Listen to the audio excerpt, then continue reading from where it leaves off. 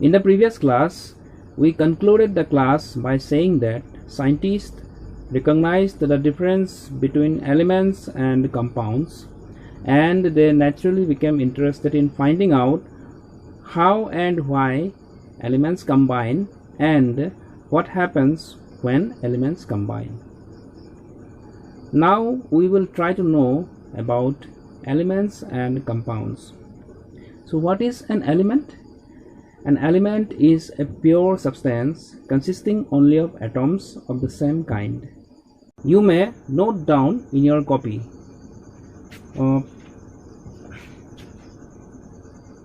An element is a pure substance consisting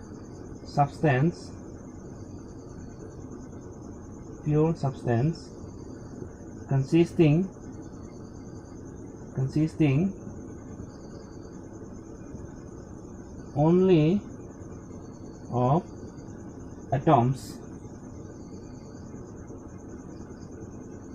of the same kind. So an element is a pure substance consisting only of atoms of the same kind. For example, hydrogen, helium, lithium, beryllium, boron, carbon, nitrogen, oxygen, etc. These are called elements. Now, what is a compound? A compound is a mixture of two or more elements. This means that when two or more elements are combined together, a compound is formed. For example, common salt, which is an indispensable part of our regular diet, is nothing but a compound of elements sodium and chlorine. Did you ever know it? Common salt.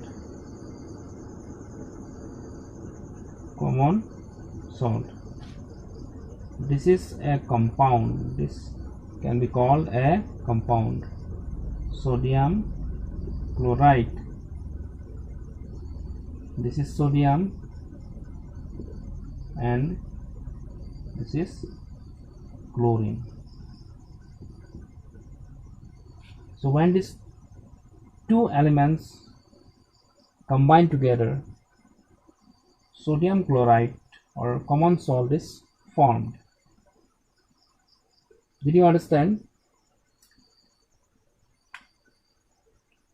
Likewise, we can give another example. Water.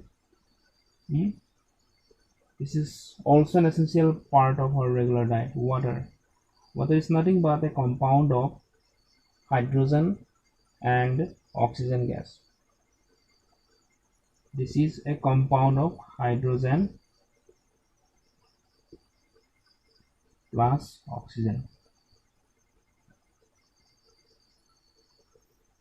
So you also remember one thing, atoms of different elements are different. Next, we will discuss how elements combine with each other. It was Antoine L. Lavoisier who laid the foundation of chemical sciences by establishing two important laws of chemical combination. And these two important laws of chemical combination are: number one, law of conservation of mass. Law of conservation of mass.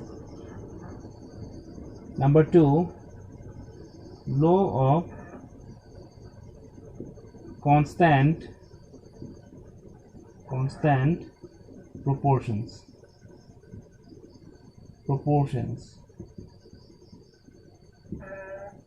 and this is also known as law of definite proportions. Now we will discuss these two laws one by one. First is law of conservation of mass. So what is law of conservation of mass? The law of conservation of mass states that in a chemical change or in a chemical reaction, mass can neither be created nor destroyed. This means that the total mass of the system remains conserved or constant.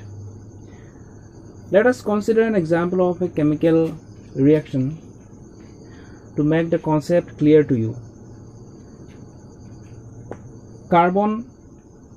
When carbon reacts with oxygen gas, then carbon dioxide is produced. So this is a chemical reaction that takes place in our everyday life. When we burn firewood, coal or peppers, this reaction takes place. Suppose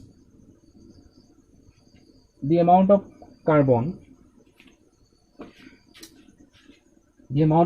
is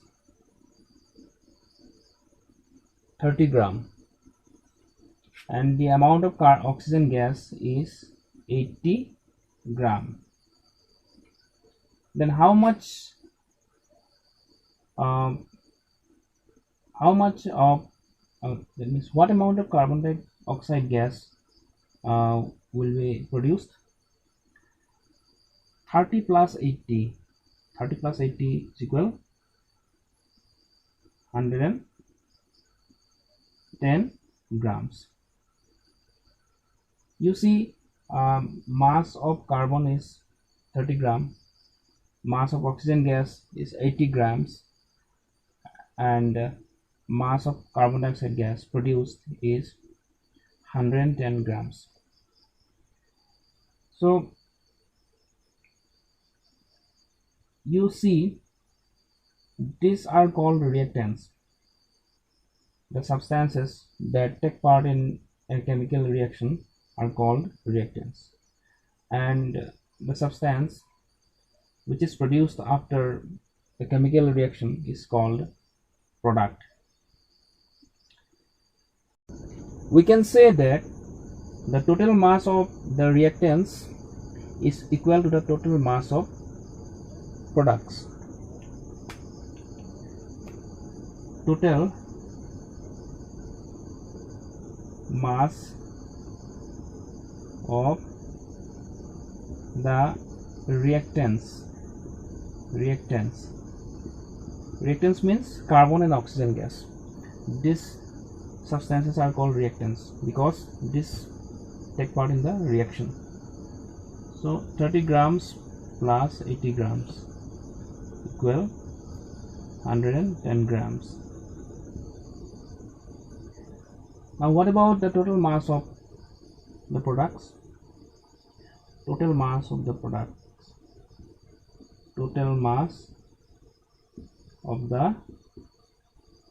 product equal, only carbon dioxide gas is formed, so total mass equal 110 grams. So this is the explanation of the law of conservation of mass, and this law of conservation of mass states that in a chemical reaction, mass can neither be created nor destroyed.